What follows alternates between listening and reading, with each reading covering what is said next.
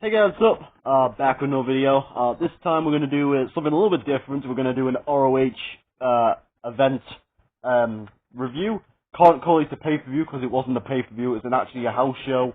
That's what Nigel McGuinness kept calling it, a house show. So yeah, this one was my very first ROH DVD I ever got.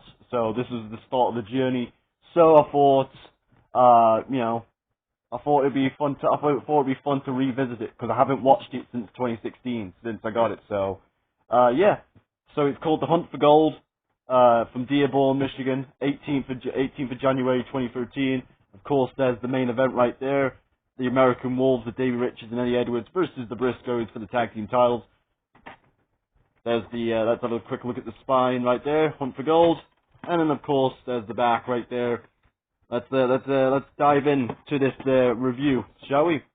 So we kicked off the house show with a tag team contest right here between Kyle O'Reilly and Bobby Fish teaming up to take on the team of Red Titus and BJ Whitmer. Very solid stuff right here. You know, it was a good opener. It was okay. They had a little bit of a lighting problem for the first couple of matches, but they managed to fix it after a couple of matches.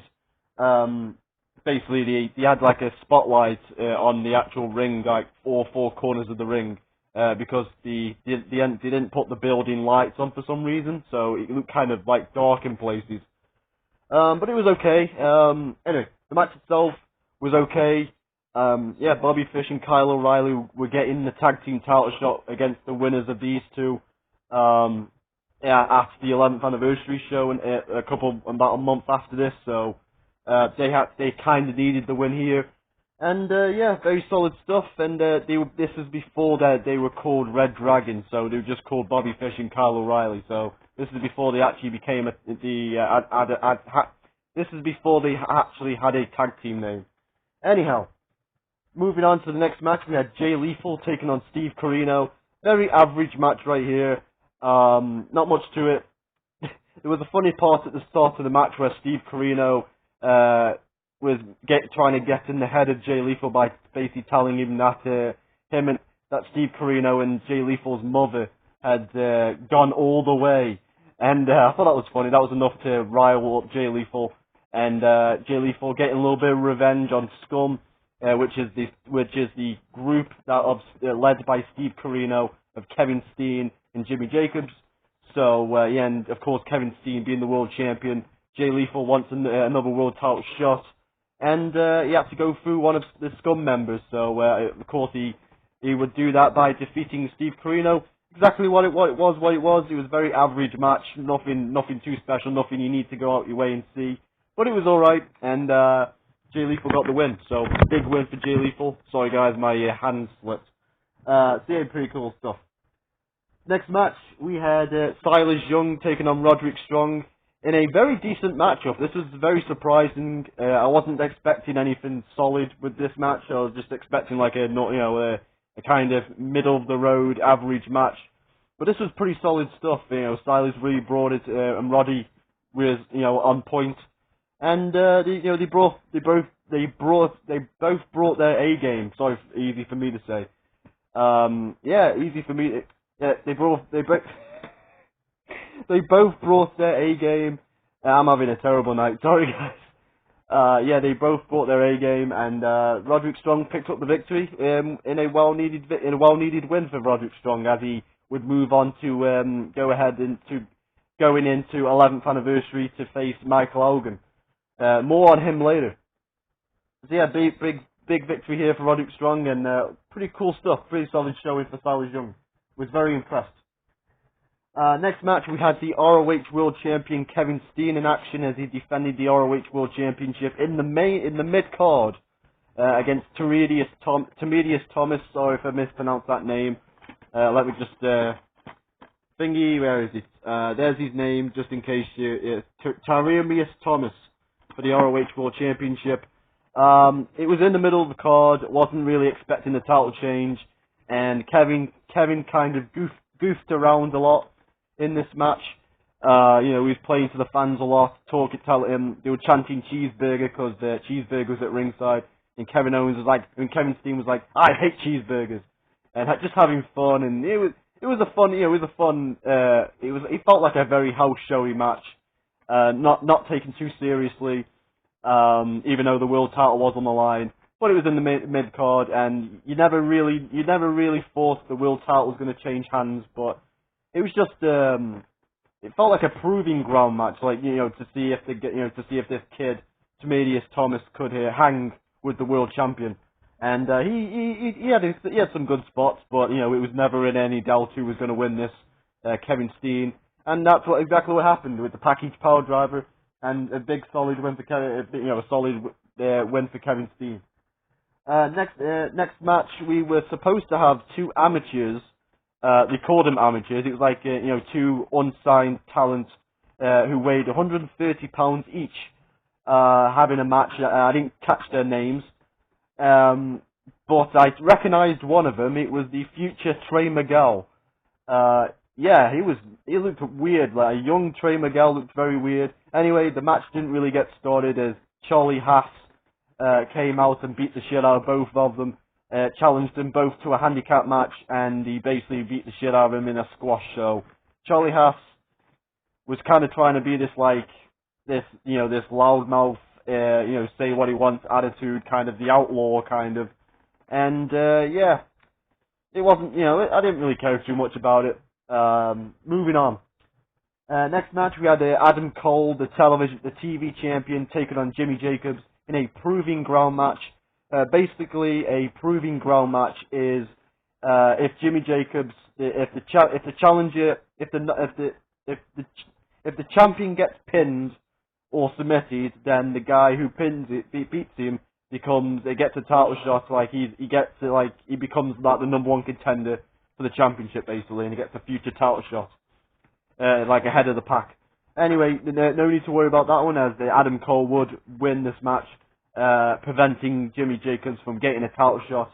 But it was a very solid match, probably my match of the night up to this point. Yeah, really good stuff. Really enjoyed Adam Cole. It was very weird seeing Adam Cole without seeing the Adam Cole baby, because this is when he was like fresh meat babyface Adam Cole, where he didn't really have a character. He was just, straight up wrestler Adam Cole. He didn't have the Adam Cole baby just yet. But yeah, that would be later in 2013. Yeah, that's fun times. It was a really good match. Jimmy Jacobs brought it, and yeah, Adam Cole was able to pick up the victory. Next match, we had Michael Elgin versus Rhino in a big, meaty, big, beefy boy match. This was fun. They brawled around the arena. Of course, Rhino was in his hometown, so you probably know which way it's going with this result. If this was WWE, you would know which way it would go, and of course it did go the way you would expect, with Rhino, the hometown boy, tapping out in the middle of the ring. But it was the right result, I feel like, because Michael Elgin was the the up-and-comer Ring of Honor guy at that time, and very weird to see Michael Elgin with a mullet. He actually had hair in this match. They're very similar in stature, Michael Elgin and Rhino.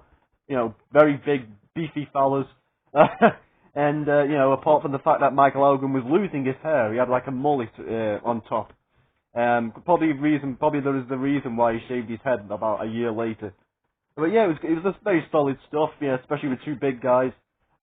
This is like the first time I've ever recall the ring mat, this thing right here, actually ripped during that match.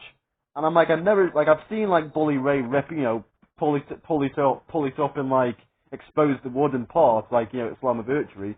But I've never actually seen it rip during a match unintentionally. So yeah, that was very interesting stuff. Of course, the main event had to deal with that. But we'll more on that in a minute. But yeah, very solid stuff. Michael Elgin picks up the win, making Rhino tap out. Nothing but positives here. And then of course we had the main event. We had the Briscoes defending the ROH Tag Team Championships against the American Wolves of David Richards and of course Eddie Edwards. This was emotional, and at the start of the match, I had to take a couple of minutes rest because I started getting really emotional, and I didn't understand why.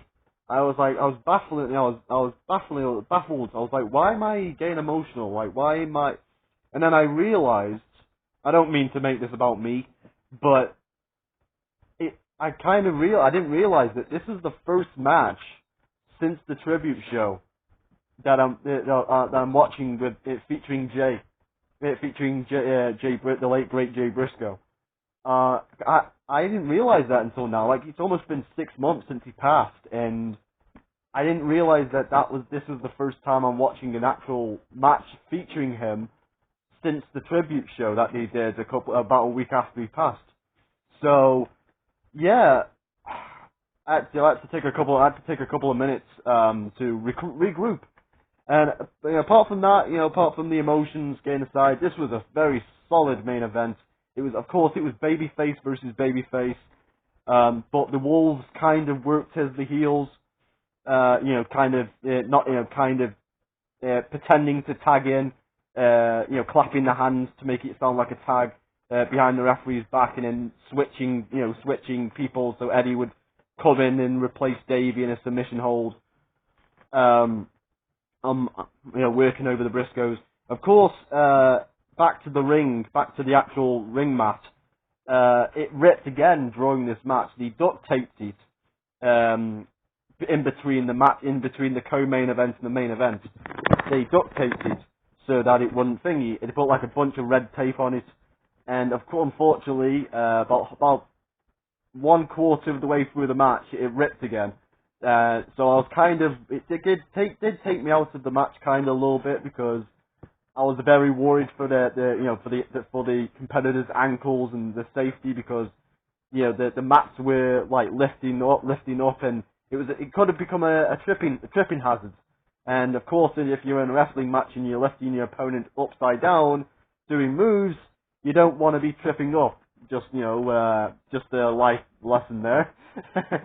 But they didn't. They managed to get through it, and the Briscoes picked up the victory. So they would go on to face Bobby Fish and Kyle O'Reilly for the tag team titles at the 11th anniversary show. After putting Davey through the table, Davey went up to the top rope to do the Briscoes Doomsday Device, and Mark Briscoe pushed Davey off the top rope through the announce table at ringside, and and then of course they put Eddie away with after a botched pinfall where Eddie kicked out at 2, but the bell keeper rang the bell, and the referee had to go, no, it was 2-2. We've seen that before in Impact or before, where they've rang the bell accidentally for the 3 count, even though it's not the 3 count. And then of course seconds later, Jay Briscoe at the Jay Driller and pinned Eddie Edwards. So very solid stuff right there. Very solid main event. Overall, it was a good revisiting this show. As I said at the start, it's the first time I've seen this show since 2016. Since I got it and watched it the first day I got it. Very solid show. So my score for it is a very high 7 out of 10.